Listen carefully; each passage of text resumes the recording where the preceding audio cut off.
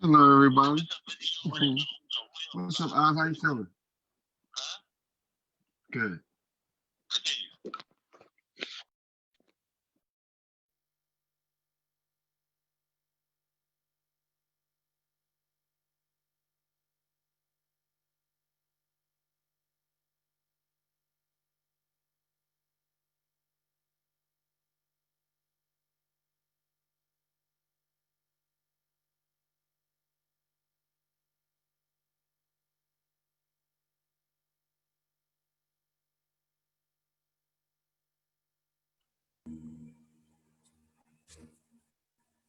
Hannah, what's up, Ivan?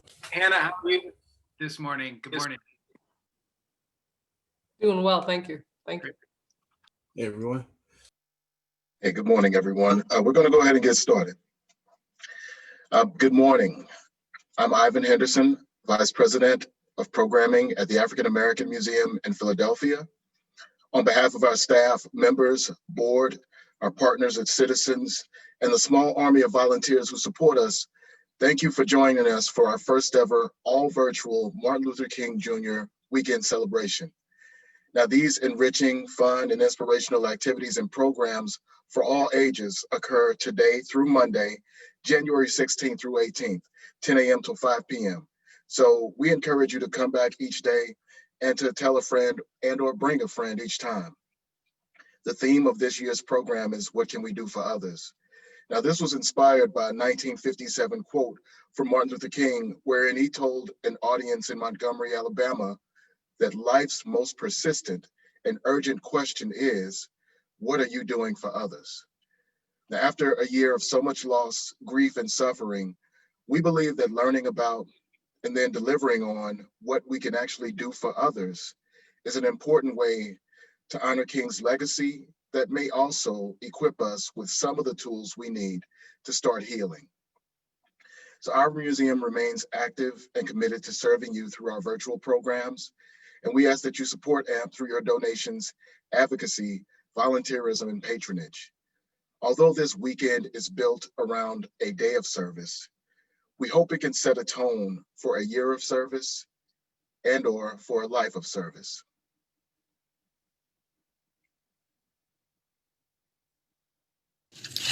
Hello, my name's Dan Fitzpatrick, President of Citizens here in the Mid-Atlantic region. Citizens and the Citizens Charitable Foundation have been proud partners of the African American Museum in Philadelphia for the past 15 years. This year, our support of the Dr. Martin Luther King Jr. weekend helps to make the museum's online programming free and open to the public. Every year, I look forward to celebrating the life and legacy of Dr. King with the museum. While this year we can't be together in person, we need to remember Dr. King's message now more than ever. The events of 2020 have forced all of us to reflect on where we are as a country and the systematic changes that need to occur. At Citizens, we're privileged to play an important role in our customers' lives, in the health of our economy, and in creating a country where everyone has the opportunity to achieve the American dream and experience it each day without prejudice, racism, or fear. We all have a responsibility to correct the mistakes of our past and pursue a society where everyone has the opportunity to reach their potential. Every January, we celebrate Dr. King's life and legacy, but we need to live his message every day. He preached and peacefully fought for equity and justice and freedom for all, and we still need to advocate for these virtues. Join me in the African American Museum in Philadelphia this weekend in listening, learning, and reflecting on Dr. King's dream for equality. The museum offers many opportunities to do just this and pay tribute to Dr. King's life and legacy. In closing, thank you to the museum staff for putting together terrific programs this year and every year. You help us remember Dr. King and live his mission of equality for all. So please enjoy this year's events and please stay safe. Thanks so much. We all know the long history of the old order in America. It had its beginning in 1619 when the first slaves landed on the shores of this nation. They were brought here from the soils of Africa. Unlike the Pilgrim Fathers who landed at Plymouth a year later, they were brought here against their will. Throughout slavery, the Negro was treated in a very inhuman fashion. He was a thing to be used, not a person to be respected. He was merely a depersonalized cog in a vast plantation machine.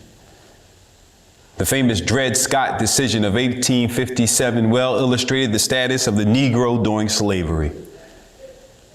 For in this decision, the Supreme Court of the United States said in substance that the Negro is not a citizen of this nation. He is merely property subject to the dictates of his owner. It went on to say that the Negro has no rights that the white man is bound to respect. Living with the conditions of slavery and then later segregation, many Negroes lost faith in themselves. Many came to feel that perhaps they were less than human. Perhaps they were inferior. But then something happened to the Negro. All of these forces conjoined to cause the Negro to take a new look at himself. His religion revealed to him that God loves all his children and that all men are made in his image. That the basic thing about a man was not his specificity, but his fundamental. Not the texture of his hair or the color of his skin, but his eternal dignity and worth. With this new sense of dignity and this new sense of self-respect, a new Negro came into being. With the new determination to struggle, to suffer, and sacrifice in order to be free. With this reevaluation of the heart of the Negro, of his basic intrinsic nature, we could see something of a gradual decline and a gradual end in the old order. Now, whenever anything new comes into history, it brings with it new responsibilities and new challenges. I would like to mention some of the challenges that we face in the world and in our nation as a whole, as a result of this emerging new age of social justice. I would like to start on the world scale by saying more than ever before that men and women are challenged to develop a world perspective. There's another basic challenge. We are challenged to get rid of the notion once and for all that there are superior and inferior races. This notion still lingers around in various quarters in spite of the fact that certain intellectual disciplines, like the anthropological sciences, have said to us that there isn't any truth in this.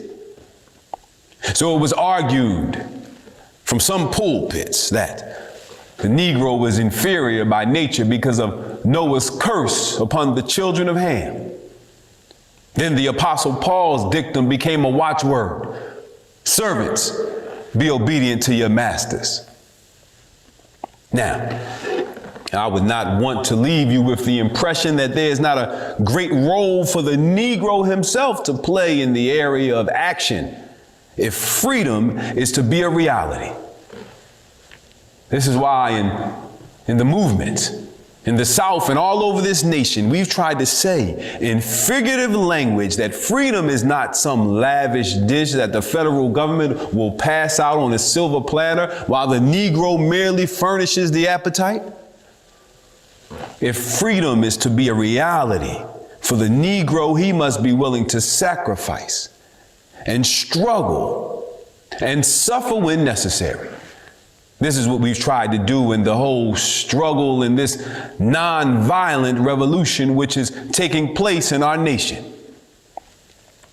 May I reiterate that the problem will not work itself out. May I reiterate that this is not a sectional problem. No area of our country can boast of clean hands in the realm of brotherhood. It's one thing for a white person of goodwill in the North to rise up with righteous indignation when a bus is burning in Anniston, Alabama with freedom riders, or when a church is bombed or burned in Birmingham, Alabama, killing 4 unoffending, beautiful little girls. When in Jackson, Mississippi, a Medgar Evers is shot down, or in Oxford, Mississippi, some 15 or 16,000 troops are necessary for our own courageous James Meredith to attend a university in that state. A white person of goodwill in the North must rise up with as much righteous indignation when a Negro cannot live in his neighborhood, when a Negro cannot get a job in his firm, when a Negro cannot join his professional society, when a Negro cannot join his fraternity or her sorority. In other words, if this problem is to be solved, there must be a sort of divine discontent all over this nation. There are certain technical words within every academic discipline that soon become stereotypes and cliches. Modern psychology has a word that is probably used more than any other word in modern psychology. It is the word maladjusted. This word is the ringing cry to modern child psychology. Certainly, we all want to avoid the maladjusted life. In order to have real adjustment within our personalities, we want the well-adjusted life. In order to avoid neurosis, schizophrenic personalities. But I say to you, my friends, as I move to my conclusion, there are certain things in our nation and in the world which I am proud to be maladjusted, and which I hope all men of goodwill will be maladjusted until the good societies realize. I say very honestly that I never intend to become adjusted to segregation and discrimination. I never intend to become adjusted to religious bigotry. I never intend to adjust myself to economic conditions that will take necessities from the many, give them to the few. I never intend to adjust myself to the madness of militarism, to self-defeating effects of physical violence. But in a day when Sputniks and explorers are dashing through the outer space and guided ballistic missiles are carving highways of death through the stratosphere, no nation can win a war. It is no longer the choice between violence and nonviolence. It is either nonviolence or non-existence. And the alternative to disarmament, the alternative to the absolute suspension of nuclear tests, the alternative to strengthening the United Nations and thereby disarming the whole world may well be a civilization plunged into the abyss of annihilation. In other words, I'm about convinced now that there's a need for a new organization in our world. The International Association of the Advancement of Creative Maladjustment. Men and women who will be as maladjusted as the prophet Amos, who in the midst of the injustices of his day could cry out in words that echo across the centuries.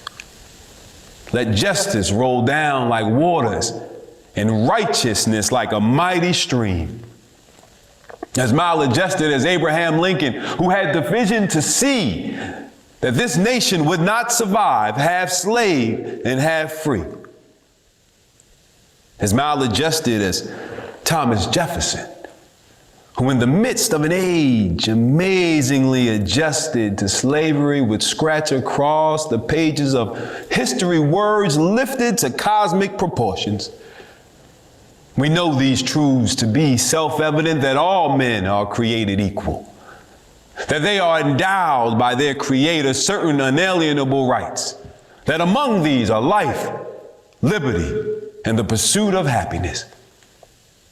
As maladjusted as Jesus of Nazareth, who could say to the men and women of his day, love your enemies, bless them that curse you, pray for them that despitefully use you. Through such maladjustment, I believe that we will be able to emerge from the bleak and desolate midnight of man's inhumanity to man into the bright and glittering daybreak of freedom and justice. My faith is that somehow this problem will be solved. In spite of the difficulties of this hour, I am convinced that we can make the American dream a reality. I am convinced of this because I believe Carlyle is right.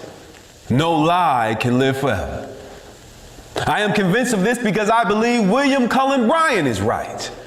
Truth pressed to earth will rise again. I am convinced of this because I think James Russell Lowell is right. Truth forever on the scaffold, wrong forever on the throne. Yet the scaffold sways the future, and behind the dim unknown standeth God within the shadow, keeping watch above his own. Somehow, with this faith, we will be able to adjourn the councils of despair and bring new life into the dark chambers of pessimism. With this faith, we will be able to transform the jangling discords of our nation to a beautiful symphony of brotherhood. This will be a great day. This will be the day when all of God's children, black men and white men, Jews and Gentiles, Protestants and Catholics will be able to join hands and sing in the words of that old Negro spiritual. Free at last, free at last. Thank God Almighty, I'm free at last.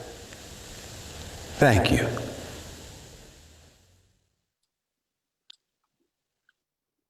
All right, all right. Hi, everyone. Welcome, welcome. My name is Hannah Wallace, and I'm the Educational Programming Manager at the African American Museum. And who you just saw was the talented Walt DeShields. He was reading Maladjusted by Dr. King, and he took everyone to church with that, so I hope you all enjoyed it. So we have a brief break coming up, but before we begin, I'm going to just go over a few things with you all. I appreciate you being here again. Not even a pandemic can keep us apart. So we are all muted, as you can see, but the chat is open, and please use it if you have questions, comments, anytime throughout the program. So we are about to go into our Dreamline workshop at 10:30. And before we do that, we're going to have a short presentation from the African American Museum, a PowerPoint slide that has some trivia on it. So I hope you all can enjoy that. And if you want to prepare for the Dreamline workshop, I recommend that you get an 11.5 or 8.5 by 11, piece of paper, and that you write at the top, "Dear future self," and then "I have a dream that." So that'll prepare you as we begin our next portion of the program. As you can see, I like to do a little bit of bedazzlement here and there. So get an 8.5 by 11 piece of paper, write this on it, and enjoy our presentation in the meantime, and we will begin promptly at 10:30. So make sure that you are back at your seats and at your computer at 10:30. Thank you.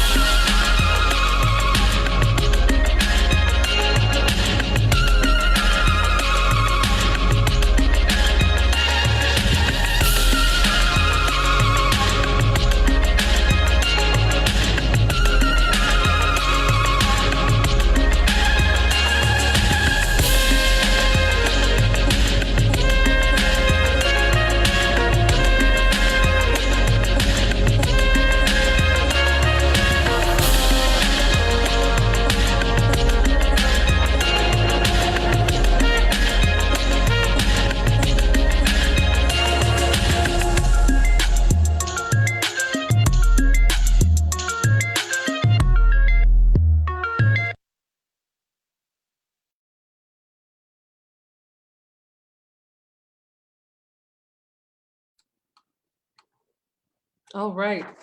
So we are going to begin in just 5 minutes. I see that we have some folks just tuning in now.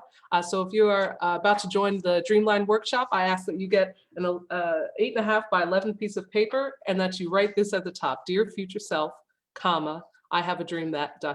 And you can do something like me if you want to throw a couple sparkles on there or something. That's always good. Get a couple of colors if you want to be creative, or a pen or a black marker will be just fine.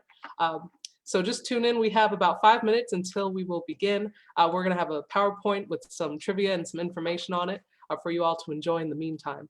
So thank you again for everyone that's joining us for MLK Weekend. We have a full-fledged program going from now up until MLK Day on Monday.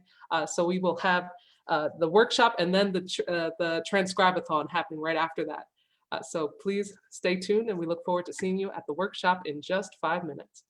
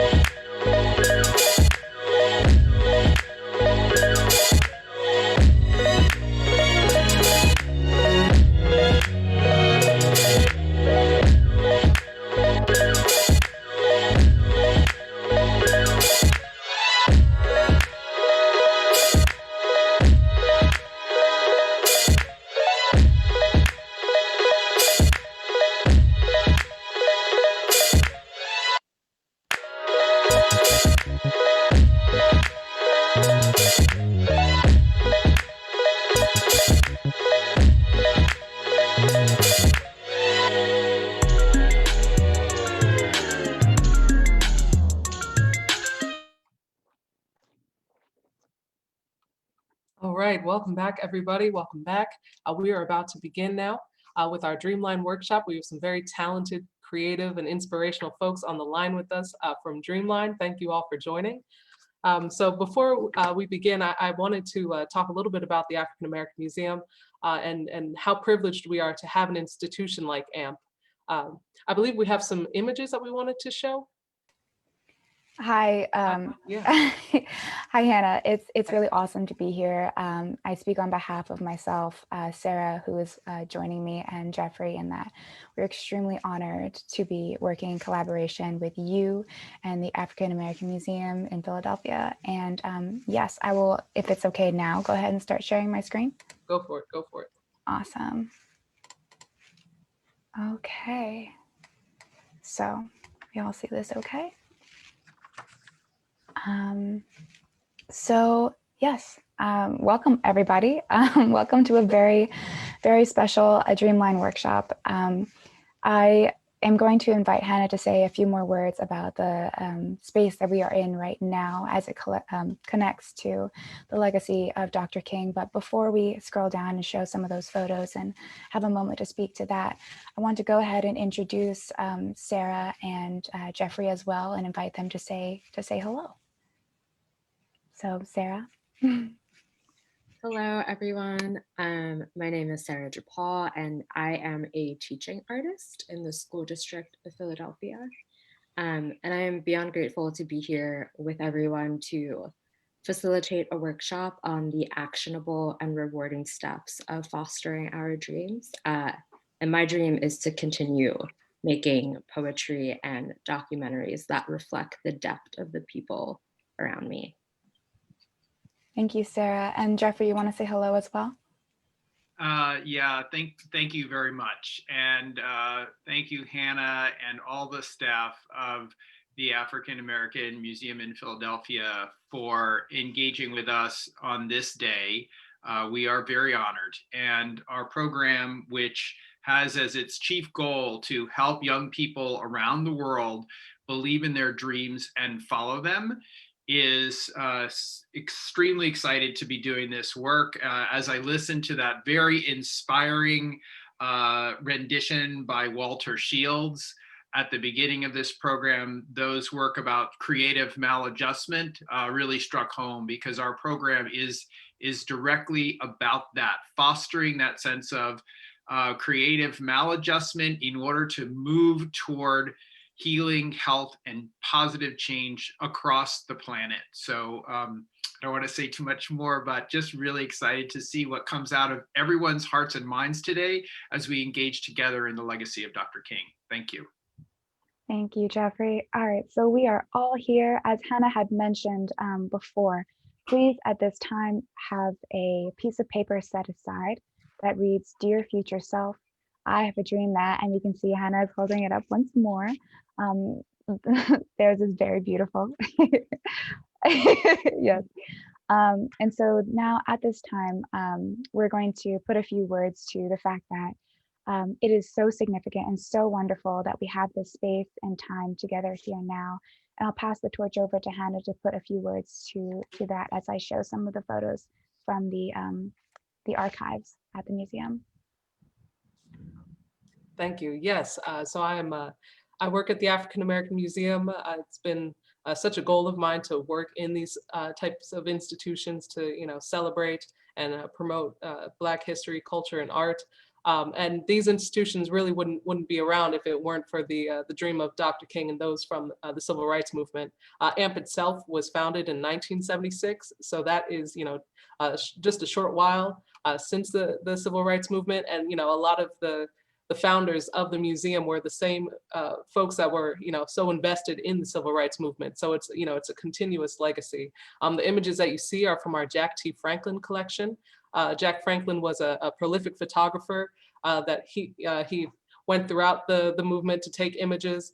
And he was also in a lot of the, the war on Vietnam, to take images there as well. So we have a wonderful collection of his at the museum. He donated all of his images and his negatives to AMP so we could preserve them. And before the Civil Rights Movement, most museums that were throughout the country, you could not even access them if you were Black. My mentor, she said that, she always wanted to work in museums, and the museum that was right down the street from her growing up, she didn't even have access to it. So to go from not being able to enter a space to then run that same museum later in life just shows, with what speed the Civil Rights Movement put museums and educational institutions back on track. So I just wanted to share, how important it is that we support these institutions, see what collections they have, use their educational tools and attend programs like these. And also think of it for your own career. If anyone, sees that this is the type of work that they wish to have for themselves, this is a great opportunity, to go into the arts and to go into the cultural field. If you want to study African American history, museum studies, this is an opportunity now that is there for folks. That's an opportunity that I took for myself that wouldn't have been available otherwise. So I'm just so blessed to see these images and just know that this is the future, part of the future that they were dreaming for. So thank you. Yes, I appreciate you putting me on. Oh, that's wonderful. Thank you so much for those words and that voice and that perspective. These photos are truly beautiful. So thank you. Okay, so moving forward, we have a short video from Dr. Sharice Ford, who is a curriculum specialist and worked with us closely to develop the program that we are going to be, Sarah and I, co-leading today. So I'm going to play her video now. We are honored to work in this collaboration with the African American Museum in Philadelphia to build on the work of Dr. King and so many others with the program you are about to experience. As you will see in one of our video clips, Much of the leadership of the civil rights movement was from the youth. They were not experienced organizers, but instead were driven by passion, dedication, and resourcefulness. Educators, we hope you can bring our more extended Dreamline programs to your schools and student groups. Students, parents, and community participants, we hope you will take what you discover today into your lives and change the world. And for those of you who are interested, if you join Dreamline's email list, you can find out about my next book in my For Your Inspiration book series. It is a collection of mother's wisdom to me. Now, let's begin. I love Charisse. She really knows how to wield energy in a positive, wonderful way. All right, so moving forward, I'm going to tell you just a little bit about this this organization called Dreamline and the Dreamline Project, which is what we are doing here together now. We have a short and sweet Dreamline Project today, but let's just understand what we're a part of. The Dreamline Project helps young people around the world believe in their dreams. And it's based on this idea that believing in your dreams and having this internal motivation towards something that you care about is something that's really important as you make decisions about your life. This map shows all the places around the world in which students have experienced this program that you are in today, and some of the banners that have come out of this project.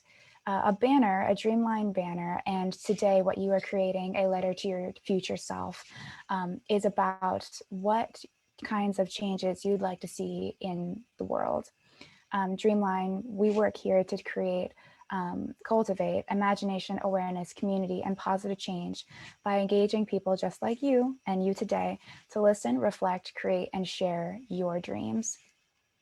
We create these dream banners, and again today, a letter to yourself, which are similar in size and shape, but so incredibly diverse in the dreams that we all have for the change we want to see in the world. Of course, with the pandemic, we do this virtually and on site if there is a space, a safe space for that now. It's a bit of what it looks like. And I want to share too that Sarah, our co-lead, is leading a Dreamline project in class virtually. Sarah, do you want to say a few words about that? Yes, I am working with 7th and 8th graders to really showcase how paramount their visions and voices are. And we have 2 student presenters here, Sekine and Akaya, who really took their conviction of sharing their voices and the intimate process that was like for both of them. Thank you, Sarah. Sarah is, again, an Artist Year Teacher Fellow and has been working with a teacher by the name of Joy in class to lead a very long Dreamline project in which their students are immersed in these ideas. But before Sarah's class now, we had a class at a school in Southwest Philadelphia, and we have a couple of those students' banners and voices about their dreams and experience to share with you today. I will always have a dream because my dream will never die. The dream that will never die is the dream that our oceans. We can start by cleaning and recycling. Another way is to support ocean cleanup projects. Hashtag life below water. This project meant a lot because of how we were home the whole time, and sometimes you wouldn't have the things that you need. And it was at first, like the first week we started talking about it, I really wasn't interested until we started doing it.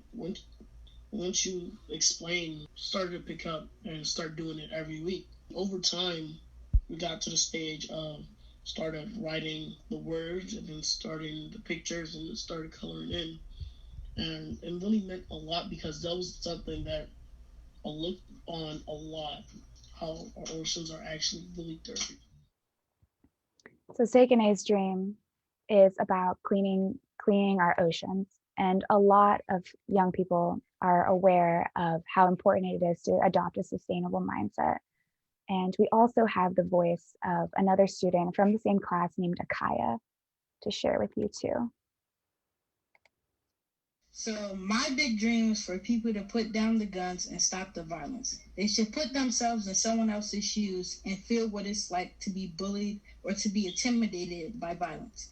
We all have dreams in life, to live a wonderful life like everybody else. Don't take that away from someone. It's getting really upsetting that when you wake up and turn on the news, you find out that somebody in your family or someone that is close to you got killed, robbed, bullied, or murdered. People are being discriminated against and profiled because of the color of their skin. We need to wake up and make change. This isn't right. We need to stop the violence. And the reason why I did this poster is so people can hear me out of what I was saying.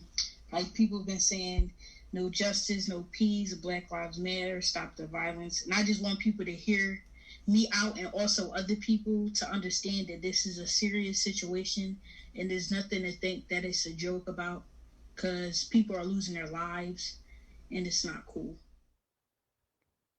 People can see it online, and then they can also see it at that Cherry Street Pier exhibition. How do you feel about like sharing that message out? I feel great, so people can know who I am also, and that it's something that people need to pay attention to. I feel as though people, when they read it once, they go over it and read it again, and that's what I want, so people can understand this is what I wrote, and I wrote it for a reason.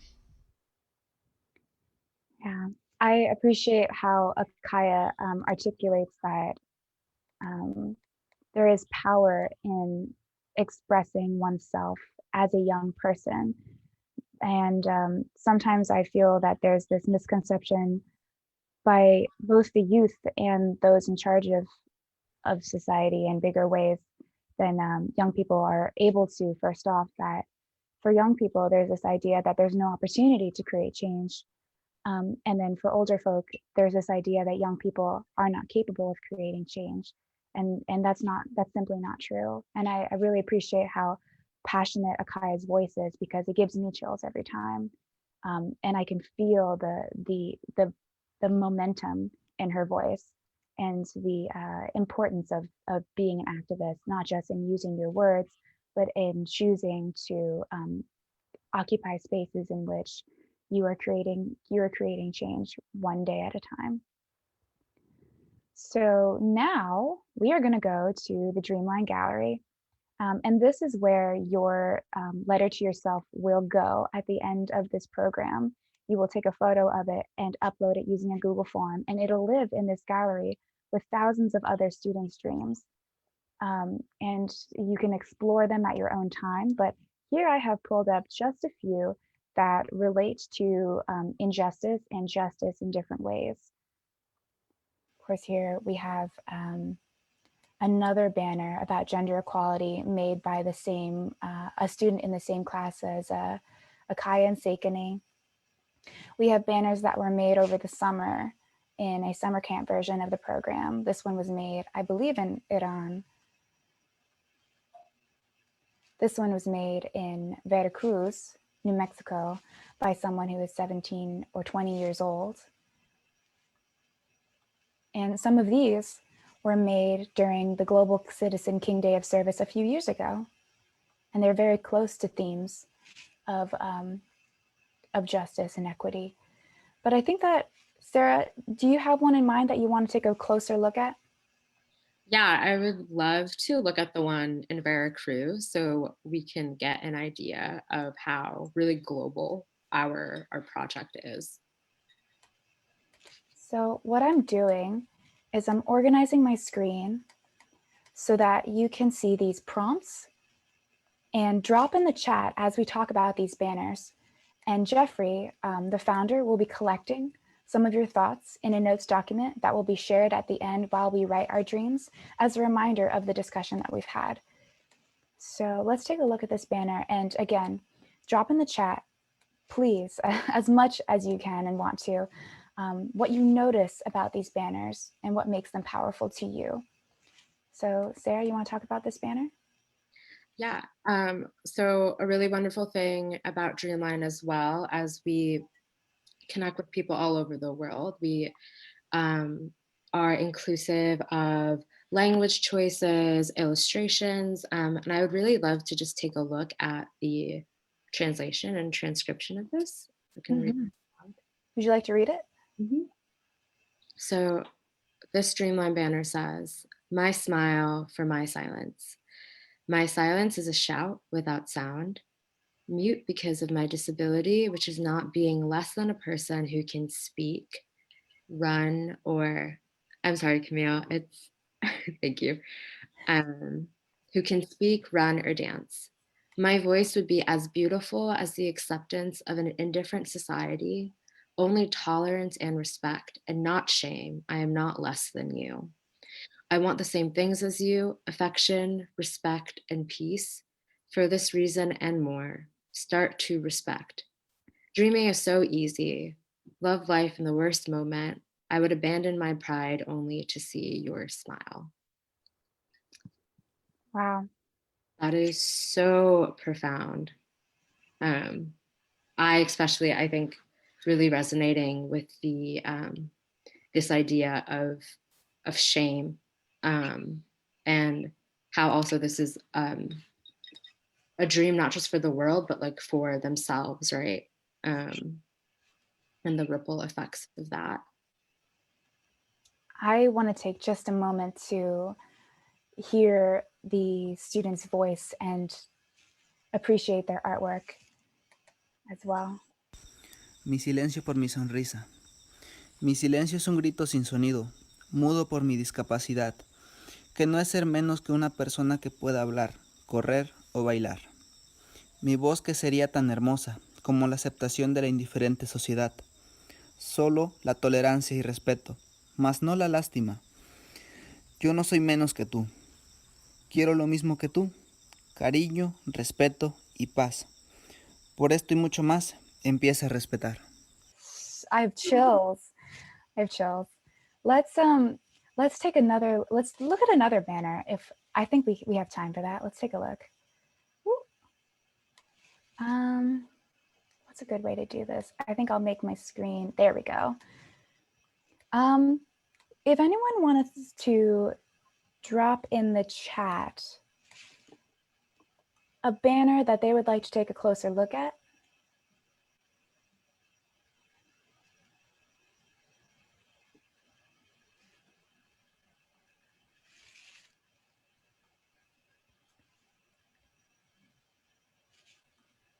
If we don't see anything, then Sarah, you can go ahead and pick another one if you'd like. I would love to take a look at one from Philly, from where we are at. I see a couple of them are from Philly. Maybe the row above this one. Says from the Hope Rising Dream Camp. Yeah. Did you want to look at the one from Longstreth, this gender equality banner? You can do that one. Okay, let's take a look at this one and see what we notice here. And again, please drop in the chat anything that you do notice about powerful. I can read this one.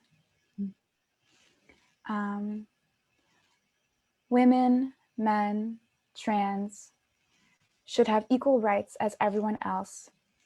People don't support gender equality should grow. Every gender should have a time to shine. All genders have equal rights and opportunities, but they might not look like everyone else, but they should have equal rights. The problem with gender equality are women are promoted less than often than men. Sexual harassment, it's hard to say. Racism. These are powerful things that this is a 7th grader is thinking about and wants to change in the world.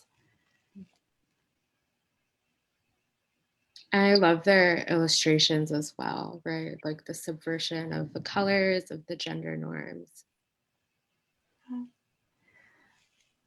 So let's move back to our webpage and continue working through it here. So we have a poll.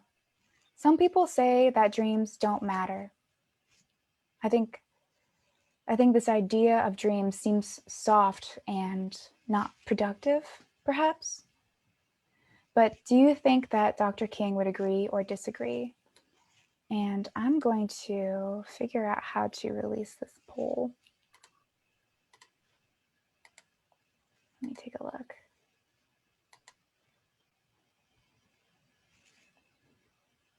Here we are. Okay, please answer the poll.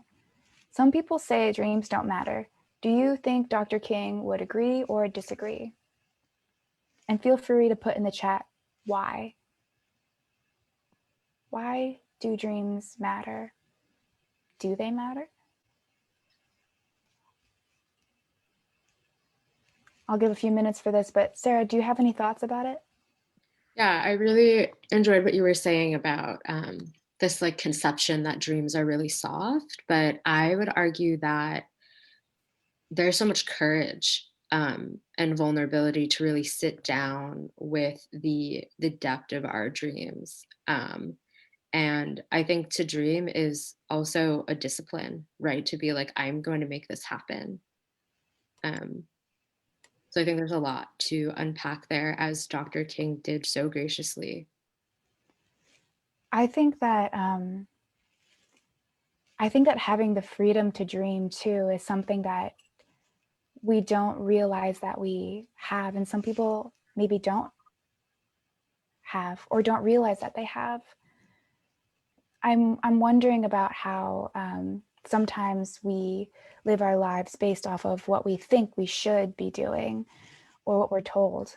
Oh, I have a gray box over my screen share. Oops, sorry. I'll go ahead and end the poll, and share it. Looks like we all disagree. So do we think that Dr. King would agree or disagree? Some people say dreams don't matter. Dr. King, we think, would disagree. I agree with that. And Camille, can we take a second to, there's a comment here in the chat that I just really love from Allison Avery, that we don't give kids the credit that they deserve.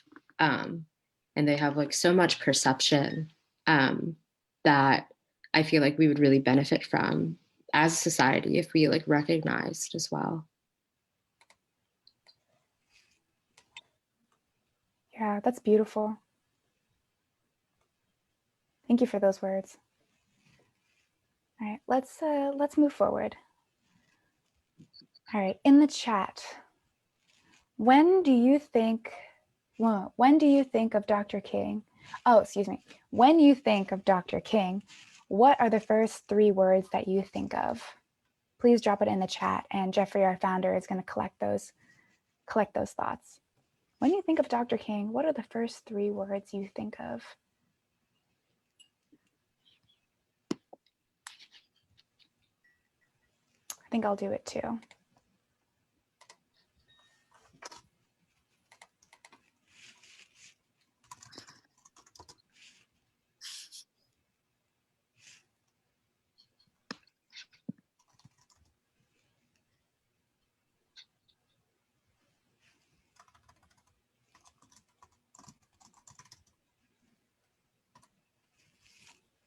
These are great words. I'm seeing truth, justice, love, seeing life, liberty, justice. Dr. King's legacy is so powerful. Courage, inspirational, leader, prodigy. Thank you, Hannah, for that great word. Divine, bold, transformative. I love how all of these words are so positive and they're so hopeful. Let's think too, what are some other words for injustice? Drop it in the chat. What are some other words for injustice? Unfairness? Trying to think creatively, trying to think about my own life. injustice, ooh, hate, ooh, power, anger, strong, racism. Those are some words for injustice. Oppression, thank you, Sarah. Fear. Wow, what a difference these words are. Now let's think of some examples of injustice in the world where we live and in our own life. What are some examples of these things in our own life? Things that are perhaps very close to us and hard to think about, perhaps. Oftentimes, you know, it's very hard to think about the things that we want to change in our life. But I feel like perhaps that might be necessary.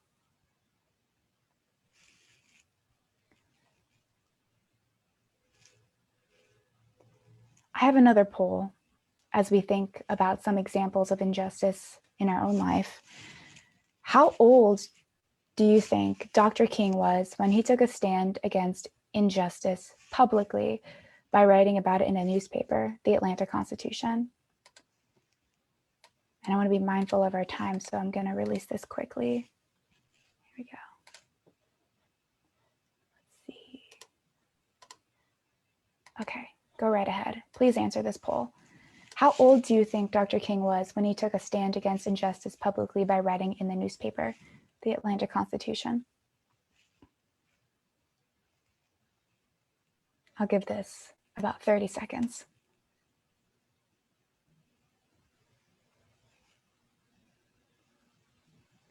All right, get it in there, folks. How old was he? All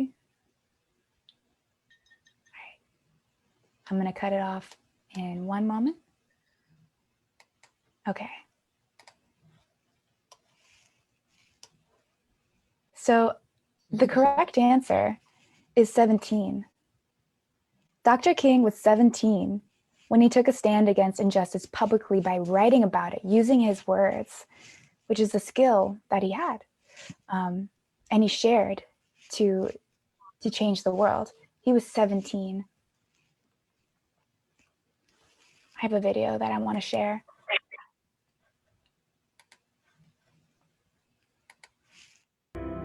What I say to a lot of young people who speak about the fact that the civil rights movement is somehow a thing of the past, I say, let me paint a picture for you.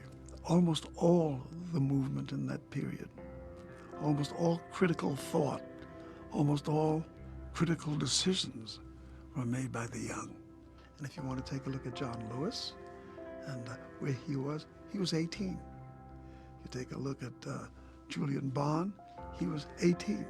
If you take a look at Diane Nash, she was pregnant and leading a movement. She was the one that designed the Freedom Rides. And none of these people came with political design and with clear thought. No. These were simple, ordinary folk. And when young people say, where do we find our leaders? Where are the Dr. Kings? Well, look where Dr. King resided and where he was found in the first instance, and maybe you'll find that there's some more Dr. Kings there.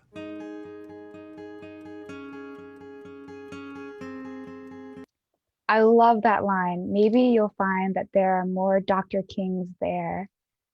That is such a hopeful thought, especially as we think about the dreams of our students, the banners we did share, and your own dream today, here and now.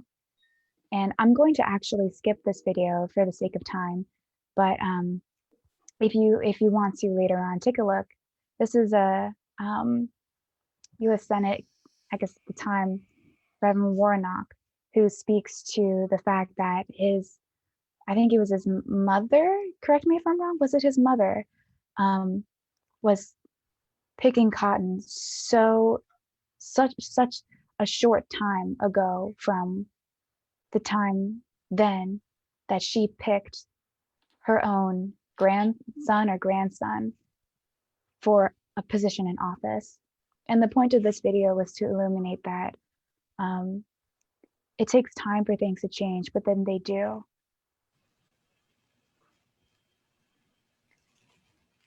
So here we're going to create a space in which we imagine we imagine the world as we would like it to be. So drop in the chat if you feel comfortable how old you will be in 20 years from now. I'll do it too. In 20 years, I'm going to be, oh, wait. Oh, I don't know. Okay, I can do it.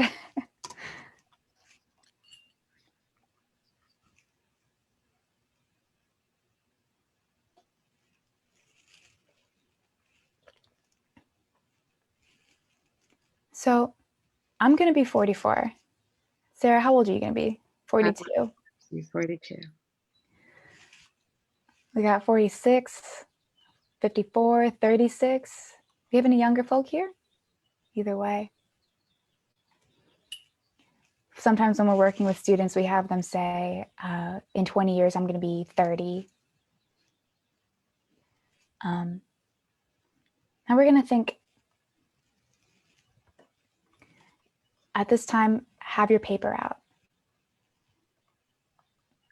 Your dear future self, I have a dream that.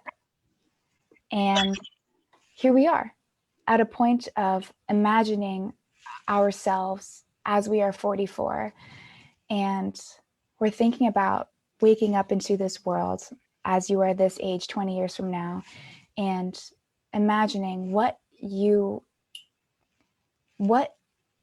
world would you like to be in at that time? What problem, what injustice in the world would you like to be gone?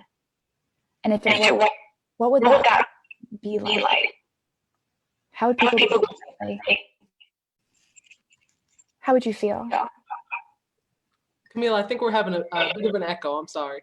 That's okay. Mm-hmm. Okay, you sound good now. Cool. Just want to be sure we're good. Thanks, Hannah.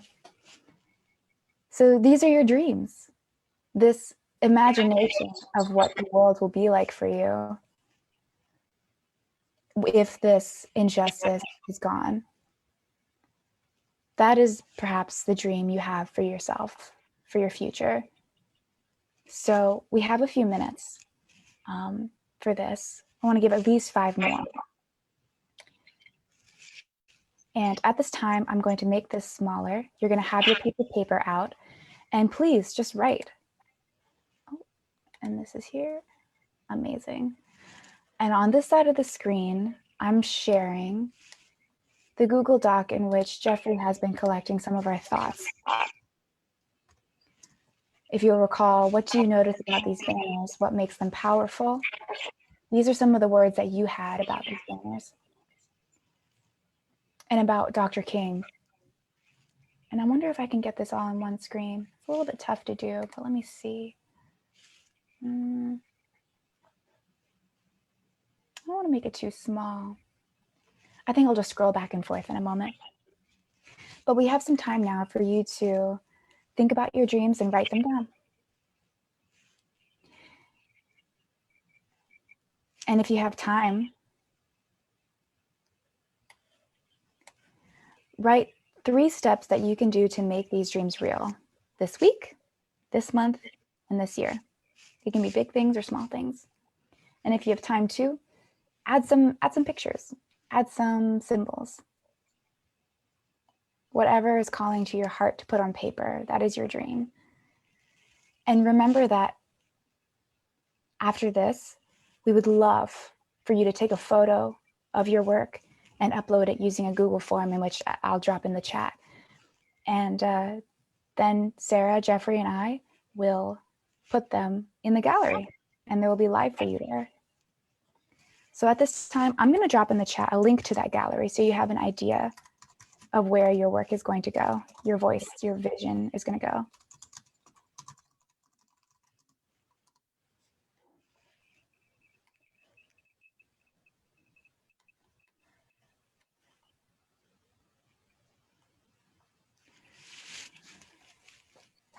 Sarah, do you have a dream for the future, for yourself, for your community? Would you tell me about it if you want to? I think something I mentioned before, and what I always bring to the work of teaching artistry and education, is to use art to build more community and healing. And I'm looking at these words that everyone in this chat has dropped, like visionary, hardworking, change maker, leader, and like what can I do to embody those more as a 42-year-old in 20 years. And I definitely encourage everyone to also take a look at your own words that we've collected here while you envision this space for yourself. And thank you to Deborah Kelly, who put in the chat a very important dream right now, a world that I also wish that we will come to see.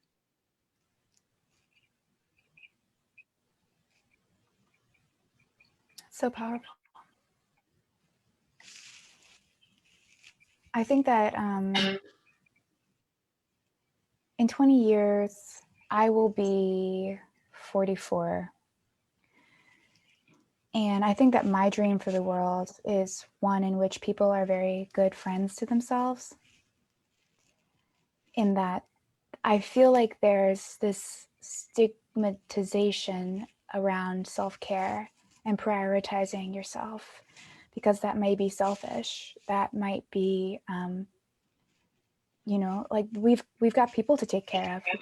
We've got siblings, we've got children.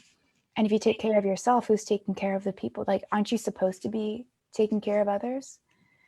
And my vision for the world is one in which we understand self-care and our relationship with ourselves a little bit differently, and realize that perhaps if we prioritize our relationship with ourselves and develop and cultivate our own happiness, joy, and strength, that we will then have that to give others.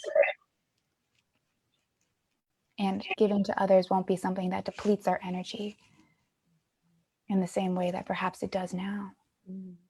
I think something this year has really, well, not this year as well. We've had quite a year in the past, like 2 weeks. But 2020 has brought to my attention is community, and how those, like this radical act of kindness to yourself is also in service of those around us. Like, we are so much more than just one. And I really do want to continue to work in service of that, of mutual aid, of being there for one another. Yeah. Feels good, honestly, to be good to other people.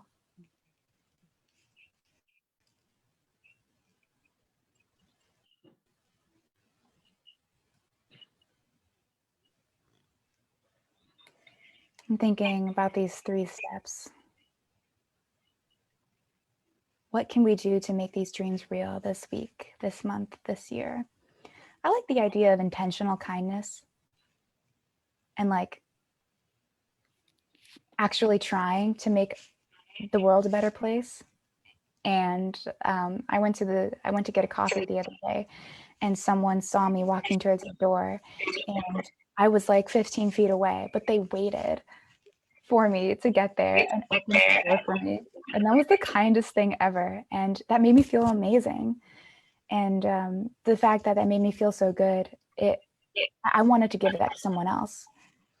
And so I think that what I'm going to do today, something I can do this week, is without rushing someone to get to the door, I will wait for someone and hold it for them.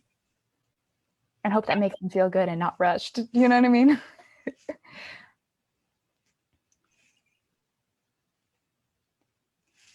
So we have just a few more minutes left for our letter writing activity. And I want to explain short and sweetly, and you can take much more time to think about this and be reflective and then add some decoration, as this will be published in our gallery.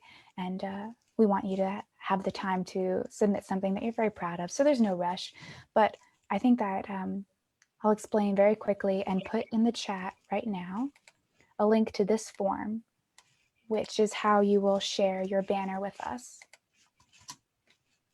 Boop, that is there for you now. Sarah, do you want to just articulate the fact that we're taking a photo and then Sorry, Camille, can you move over the screen a little so I can also see Yes. Sorry.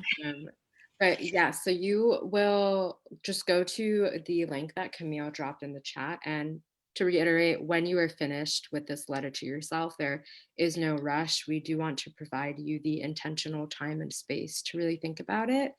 But in the same vein, we would be very honored to see these and have these in our gallery. So just take a picture best as you can, whatever best lighting that you have accessible to you, and then fill out this short form. And I believe that's all. But if there is anyone here today who is under the age of 18, there is a short consent form to fill out. And also, if you know anyone who is below the age of 18 who could not make it today to today's program, and you want to redirect them to this, to do this little activity, we're open to that as well. This is the form that you can upload those photos to. Yeah, thank you for saying that, Sarah, too. I'm going to put in the chat as well a link to this webpage, this live version of the website. However, on the African American Museum in Philadelphia's website, you can find a link to the asynchronous version if you wanted to pass that along to the folks that you know. It's a version of this in which one can lead themselves through the activity and have more time to go and explore students' dreams, because that's really probably the most interesting thing that Dreamline has to offer, is this collection of students' dreams and this invitation to share your own, of course. So I'm going to drop the live link if you want to use that. But again, if Jeffrey or you, Sarah, I don't want to go there because I'm sharing my screen for just another moment. Drop the asynchronous version, which is on the website. But yep, Jeffrey just put in the chat, please take a picture in portrait mode, so vertical, or standing up and down. Oh my goodness. Avery just dropped in the chat a very important question. Thank you, Avery. And don't mean to call you out in this way, but they asked if age is a factor in which you should be considerate of submitting a banner. We want banners in our gallery of everyone, no matter, are you 3-year-old, 300 years old, please share your voice. My gosh, please. That's so wonderful and so important. Age is not a discriminatory factor in that way at all. Please share your voice. And at this time, it is just about time for me to stop talking. So thank you for listening to my voice and to Sarah's and to Jeffrey's. I mean, really, Jeffrey was a note taker, so thank you for that. But at this time, I will pass the torch, I suppose, back to Hannah. Sarah, do you have, and Jeffrey, any other goodbyes? I just want to say thank you to everyone who's been here and who has partaken in our conversation. I'm really holding these words very close to me for not only this weekend where we are honoring this legacy, but into the work that we continue to have to do. Thank you, Sarah. And Camille is our program manager. I don't know if that was mentioned. And thank you, Camille, for an excellent program. We look forward to sharing your thoughts, your voices, your ideas in the public space as we work together. Thank you. Thank you very much. All right. Well, thank you all for participating in this Dreamline workshop. Please come back tomorrow as well as on Monday and create your dream banner. I have a few things here. I'll save the surprise for the website. So it's never too late to start your dream banner. You can always have your family members, your friends create their dream banners outside of this program. I think this is a great time to do it. So please check out the website and upload your dream banners today, tomorrow, Monday, as soon as you can. And we'll have another opportunity to go over how to upload them tomorrow or the next day. So if you have any problems, come right back and we'll go over that. So next up, we are going to go towards our transcribe-a-thon. That is going to begin promptly at 11:30. So we have a short PowerPoint slide that will be showing in the meantime with more trivia and more information on what's going on at the museum, as well as of course, our gift shop. So I know we're all muted, but I want to give a round of applause to our program partners at Dreamline. Thank you, and we will see you all tomorrow. And please stay on the line, or go to, yes, I'll go on camera. Round of applause. So we can thank you guys.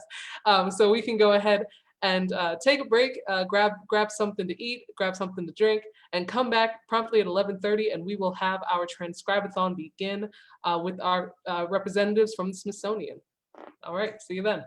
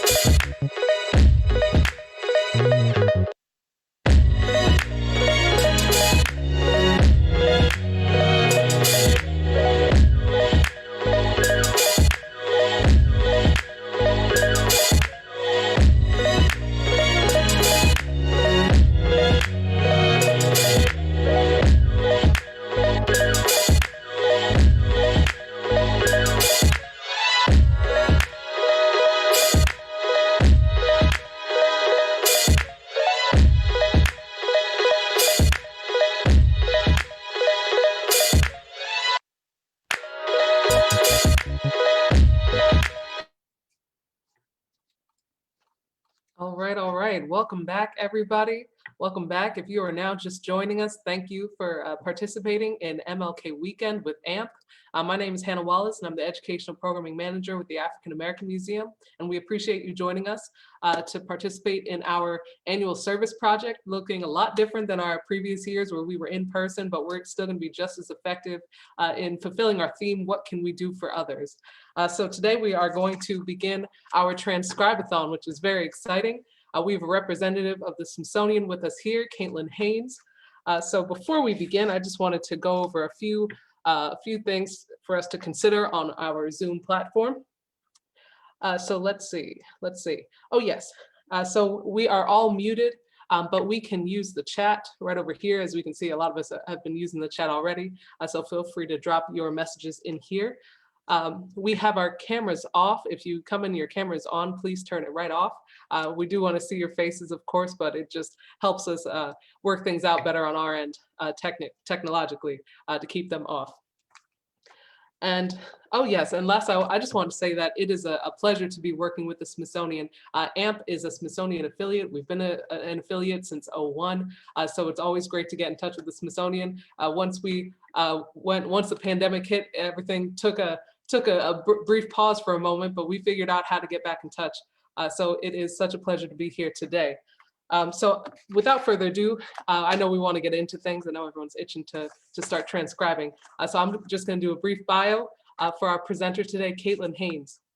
So Caitlin Haynes is the program coordinator for the Smithsonian Transcription Center, where she collaborates with staff and the Smithsonian and worldwide digital volunteers to improve accessibility to the Smithsonian's digitized historical collections. Caitlin holds a master's in US history with a special emphasis on the 19th century South, and a Master of Library and Information Sciences from the University of Maryland, College Park, as well as a BA in History and Anthropology from Emory University. So Caitlin, it's such a pleasure to have you today, and I thank you for leading this presentation on the Freedmen's Bureau and the Transcription Center. Yes, thank you, Hannah. We are so thrilled to be here today on behalf of the Transcription Center and all weekend with you guys. Yes, shout out to a fellow MLIS. Excellent. Glad to see we have some more information professionals in the audience. We're absolutely thrilled to be here contributing and exploring Freedmen's Bureau projects with you guys today. Before we dive in, I wanted to take a moment to acknowledge that the Smithsonian Institution and those of us in the Washington, D.C. area are on the traditional territory of the Piscataway and Nakachunk Anacostan people. I'd also like to take a moment to thank Hannah, Amber, and the rest of the AAMP team for helping to put this and all of the other amazing MLK Day weekend events together. We are delighted to be collaborating with AAMP today, and the museum is one of more than 200 Smithsonian affiliates in the US, Puerto Rico, and Panama that help us further the Smithsonian's mission. And today's Transcribe-a-thon is a great example of the ways in which the Smithsonian and our affiliates work together to bring engaging content to audiences like you. So I'm going to go ahead and share my screen for a little bit of a PowerPoint presentation. We're going to go over kind of what the Freedmen's Bureau was and why it's important that we're transcribing these records. And then we'll explore the Transcription Center a little bit together and go over how you can sign up for an account and how you can get started transcribing. All right.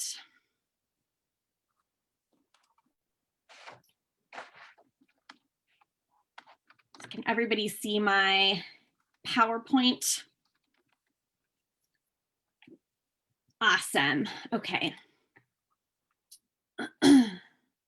So the Bureau of Freedmen, Bureau of Refugees, Freedmen, and Abandoned Lands, commonly referred to as the Freedmen's Bureau, was established in 1865 by the federal government to help in efforts to rehabilitate the South after the Civil War and assist nearly 4 million formerly enslaved African Americans in their transition to freedom and citizenship. Bureau agents stationed in field offices in all 15 southern and border states helped reunite loved ones separated under slavery, settled labor and land disputes, established schools, provided clothing, rations, and temporary shelter to freedmen and destitute whites, and much, much more.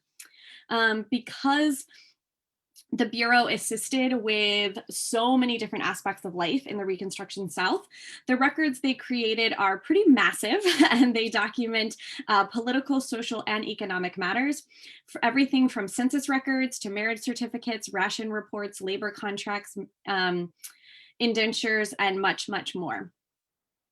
So in 2016, the Smithsonian's National Museum of the African American History and Culture partnered with us here in the Transcription Center to transcribe all of the Freedmen's Bureau records, more than 1.7 million pages of them, which is the largest crowdsourcing project that the Smithsonian has ever undertaken. This immense work by our digital volunteers means that every word within the records will become text searchable and readable, making that rich information within those materials findable and accessible for users worldwide. To date, we've transcribed more than 160,000 pages. That 150,000 is already outdated. That's how quickly we are speeding through these records, which is amazing. And we're so excited to see how much that stat changes after this weekend.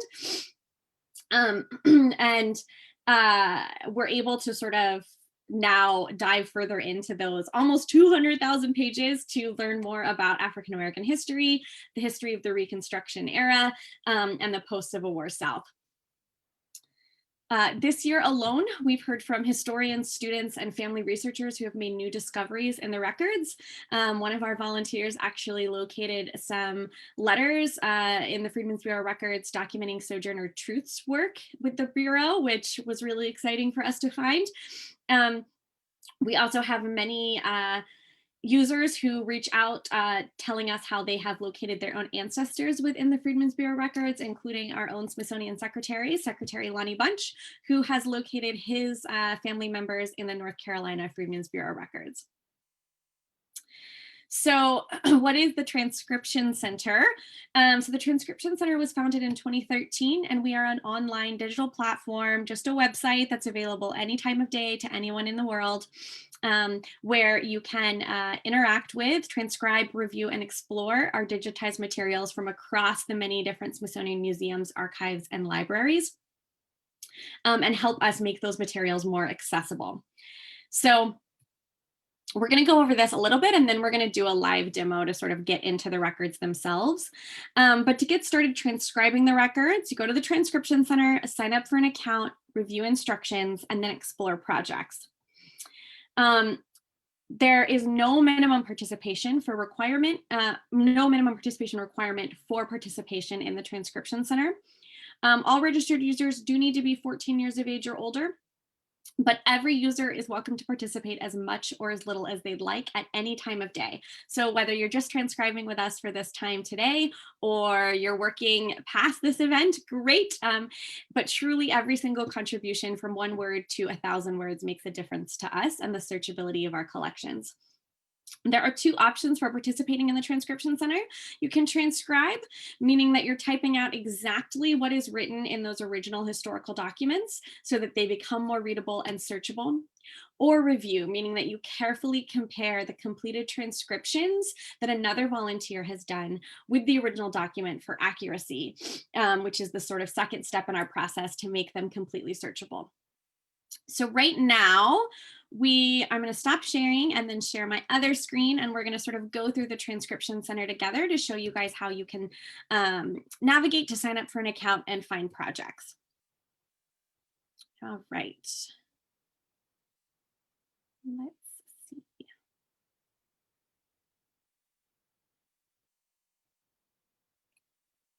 One second.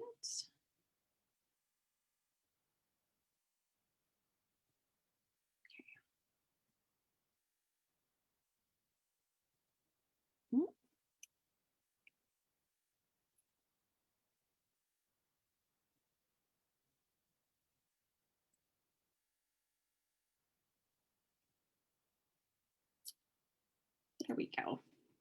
Okay, can everybody see my Transcription Center page? Awesome. All right, so this is the Transcription Center again, just transcription.si.edu. To start, you're going to go to the sign up page right here in the upper right corner. Again, you do need to be 14 years of age or older to participate. Click on that.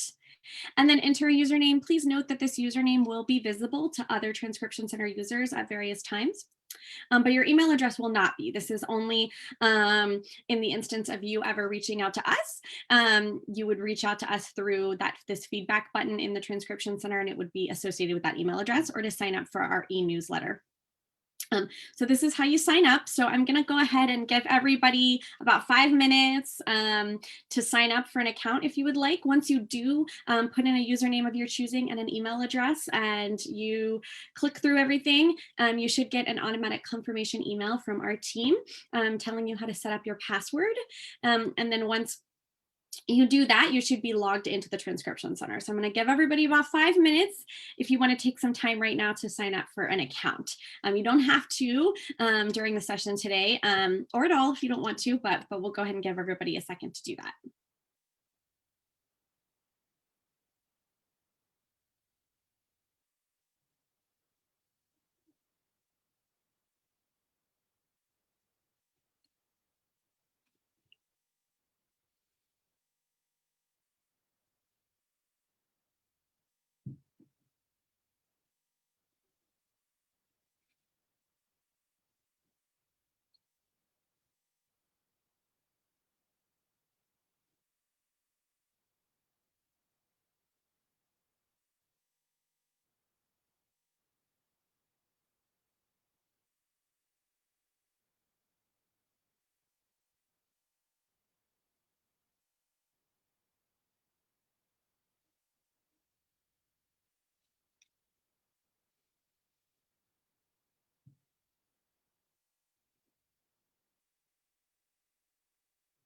Are there any questions so far at all?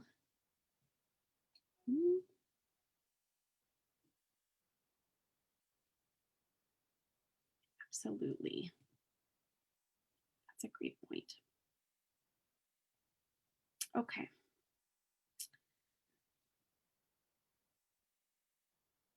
So I'm going to go ahead and show everyone how we can navigate through the site and the projects themselves. If you're still signing up, that's absolutely fine. You can tell me to slow down if you need to. But I want to go ahead and show everyone how you can navigate to the Freedmen's Bureau projects and instruction resources. So this tips page up here in the very top of the menu bar is our main page for instructions. So here you'll see a little introductory video that may be useful if you're ever coming back to the site and need a refresher on how to sign up or how to navigate through the site. Our general instructions, community guidelines, FAQs, etc.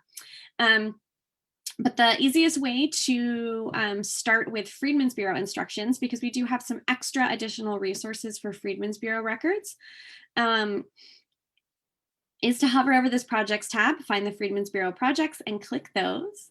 And you'll automatically see a list of projects that are ongoing, meaning they need some sort of activity done on them, transcription or review.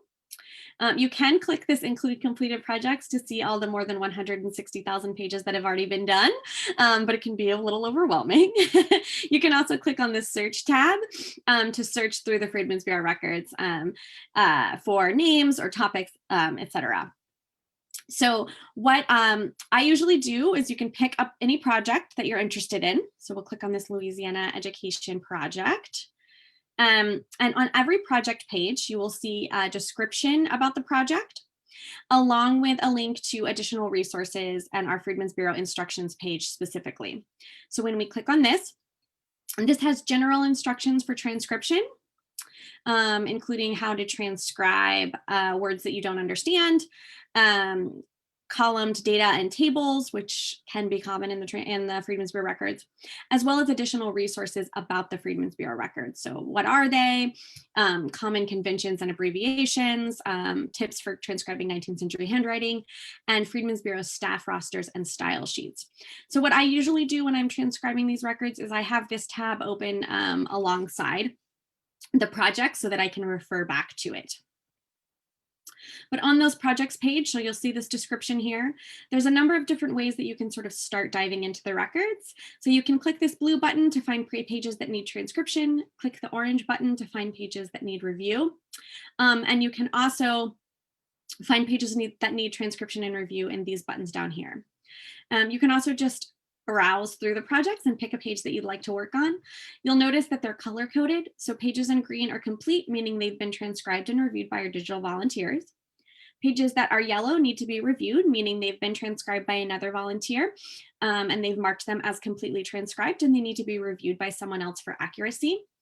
Pages that are red, somebody has started transcribing but hasn't completely transcribed the whole thing, which is totally fine. And so you can continue doing that. And then pages that are blank need to be started. So you can really pick any of these. So we'll go ahead and just click into one. Once you click into a page that you want to work on, you'll see the transcription box right here on the right-hand side. And then the digitized image right here on the left-hand side. Now, I will warn you guys, Freedmen's Bureau records can be kind of challenging because of that 19th century handwriting and because some of the pages are faded or blurry, but I cannot stress this enough. Every word transcribed matters, and there's no pressure to do everything. So just transcribe what you can and then move on to another page. But you can zoom in and out by playing with the image box here, and then you're literally just going to transcribe exactly what it says. And see, I can't even tell what that county is. So we're just going to start with Lieutenant. And that is totally fine. And then Mrs. Gill. And let's say we couldn't tell what else was there. If you're unsure of a word, you can just do double brackets and do the question mark. If you've transcribed part of it and you want to move on, you're like, this page is too hard, or I want to go get some coffee, you can just press save, and then your work is saved. It's registered in your account that you worked on that page, and it opens it up for other volunteers to come and work on it more.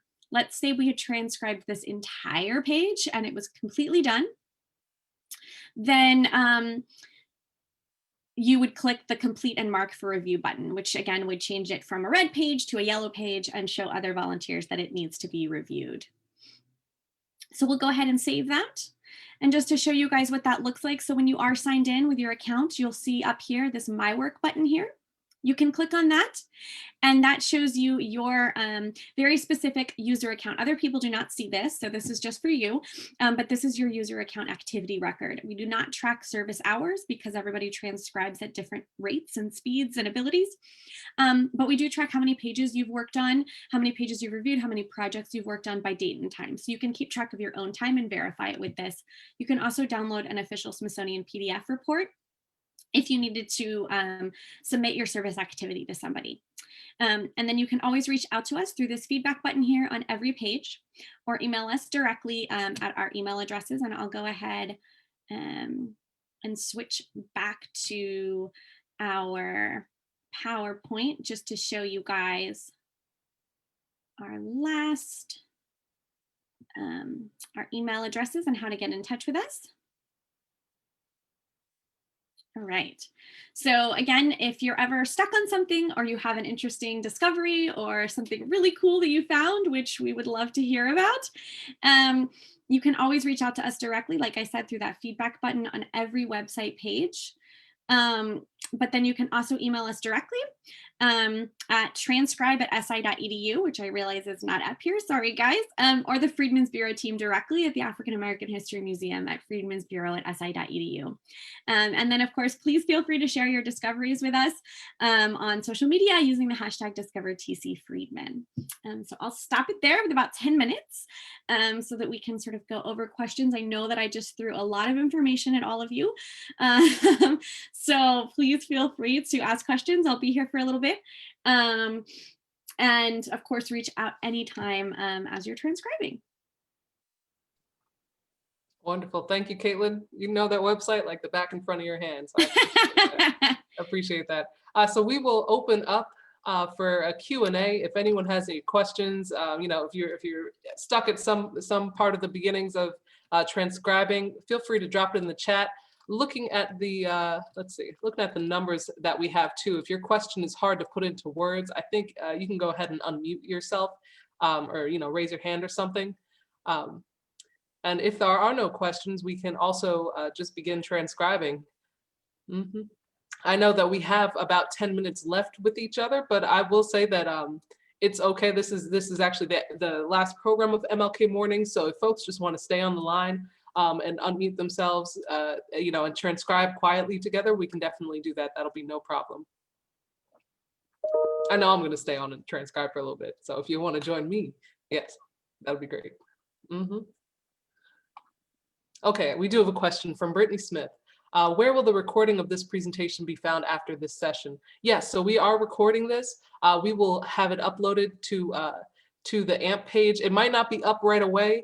So I do recommend that if you have a question that you go ahead and use the email address at first, because, you know, during MLK weekend, it might not be uploaded right away since we have more programming going on all weekend. So our staff is very much focused on that programming, but it will be uploaded afterwards. So I recommend that, yeah, if you have questions, please go ahead and email the Smithsonian. What is it? Smithsonian at, I dropped it in the chat already. Transcribe@si.edu. Yes, that's the best way to go for it. There you go. Thank you.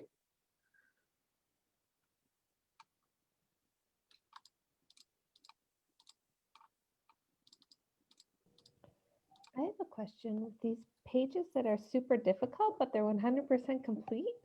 How the heck did people accomplish that? That's a great question.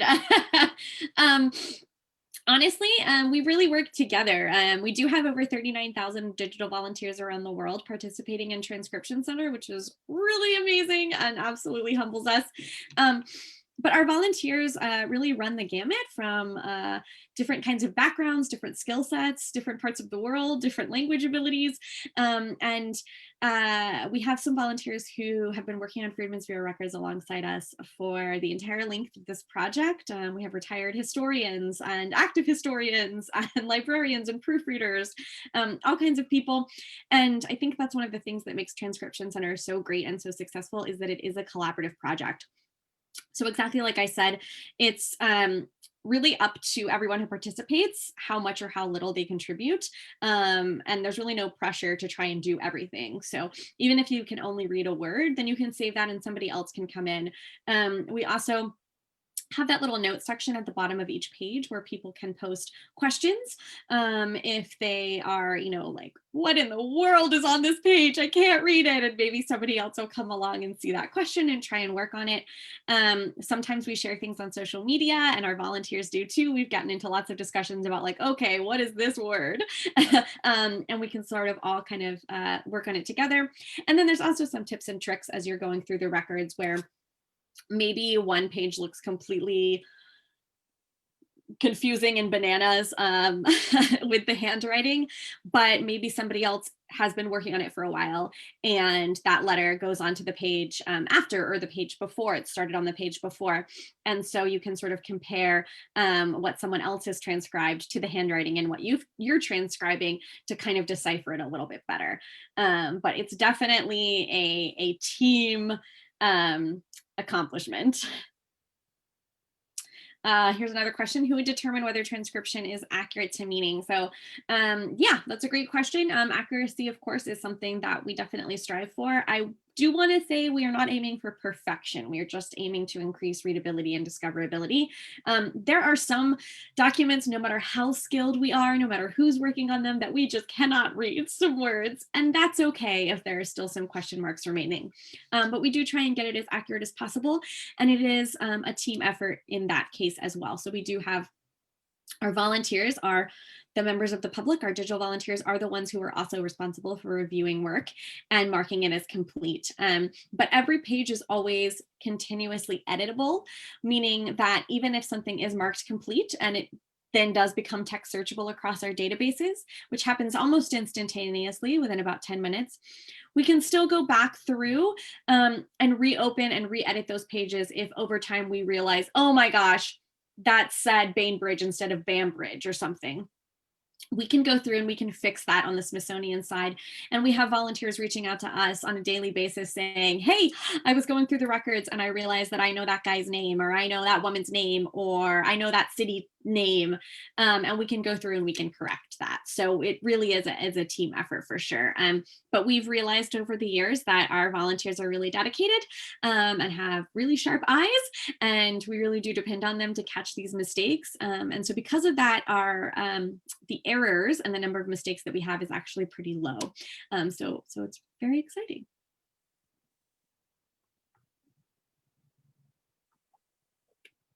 One thing that came to mind when going into the Transcribathon and seeing how much was written in cursive, I thought back to my own upbringing and the lack of cursive that was taught in our schools. So I just really appreciate it. I don't know if we have any English teachers or writing teachers online here, but this is just a great opportunity to bring cursive back into the curriculum. So another way of doing it, where you can see it before you write it, and seeing how important it is to make your lines a certain way so that way it can be legible. But that was another reason that I thought that this was such a great program for those who do not have much experience, even myself, with cursive, to read it and maybe then take it a step further and try writing it yourself. But I just want to share that. So if there are, if there is anyone here that's a teacher, or for any reason at all, I know that AMP, of course, is a Smithsonian affiliate, but you do not have to be an affiliate to host your own Transcribathon. There are so many documents that need to be transcribed, so feel free to bring this to your own organization, because it's such a wonderful resource and such a needed resource. So I just wanted to share that. Let's see, I think we do have another question. Go for it, Caitlin.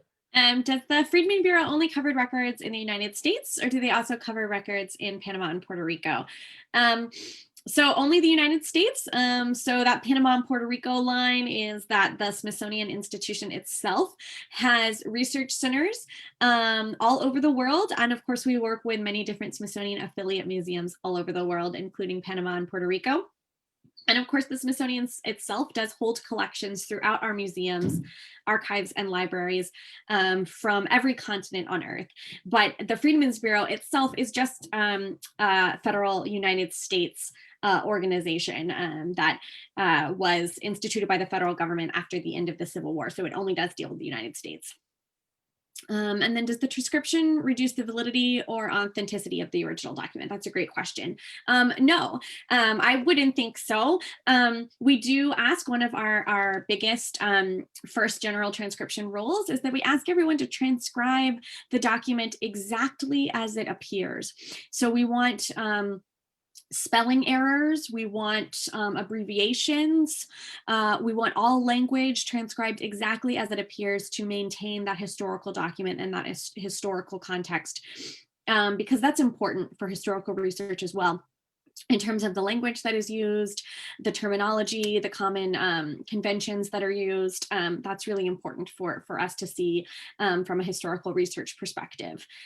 So we have different ways in our tips and tricks pages to note the correct spelling of something if you want to make sure that that's searchable. So let's say somebody misspelled the word Lincoln and didn't put in that second L, you could put that in brackets next to it, the correctly spelled way, but we want it misspelled in the transcription.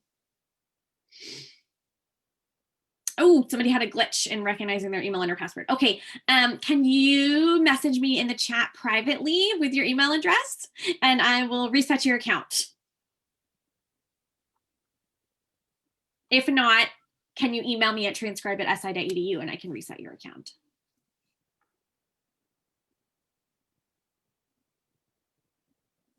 Oh, perfect.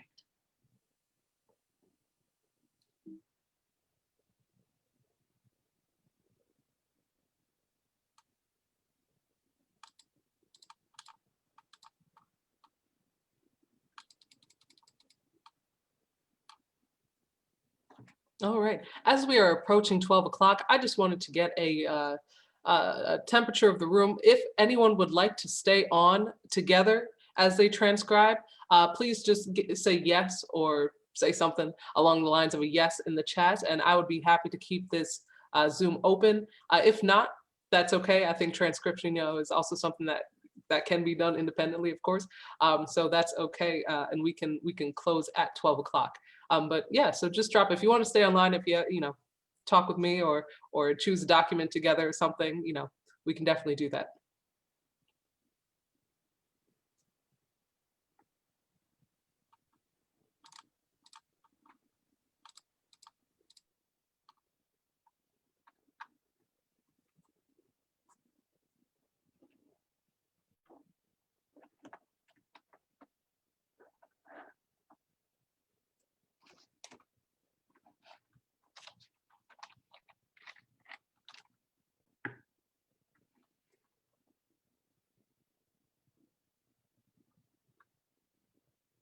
Sure thing, Brittany. Take your time. Take your time. Wonderful, wonderful. Well, yes, it looks like folks are going to go ahead and do it independently, and that's awesome. That's great. So I will introduce what's going to be happening in the later afternoon. So starting at, let me have a quick moment with technology. All right, I'm back. Okay, so starting at 3 o'clock, we are going to have a screening of Walkies. This will be episode 3, premiere screening and discussion with Shuja Moore and Sadia Bagley. So this is a free program. I hope that you're registered, but if you are not, you can go ahead to our website and register now. So Walkies is a documentary series that follows those who have found success after prison. So I definitely recommend that you go ahead and check out our current exhibition. We have an online exhibition called Rendering Justice that will lead so perfectly into this screening. So go online, check out our exhibition. We're also going to put on a PowerPoint slide that will have a bit of the exhibition featured in it. So thank you again for coming out to our first MLK morning. We really do appreciate it. We hope to see you tomorrow. You can come right back to the Transcribe-a-thon. Actually, I encourage that you come back, and even if you know all the information already, you can just go ahead and start transcribing while we're on the line. So if you have a question, you can drop it right in the chat. So I definitely welcome you back as you transcribe.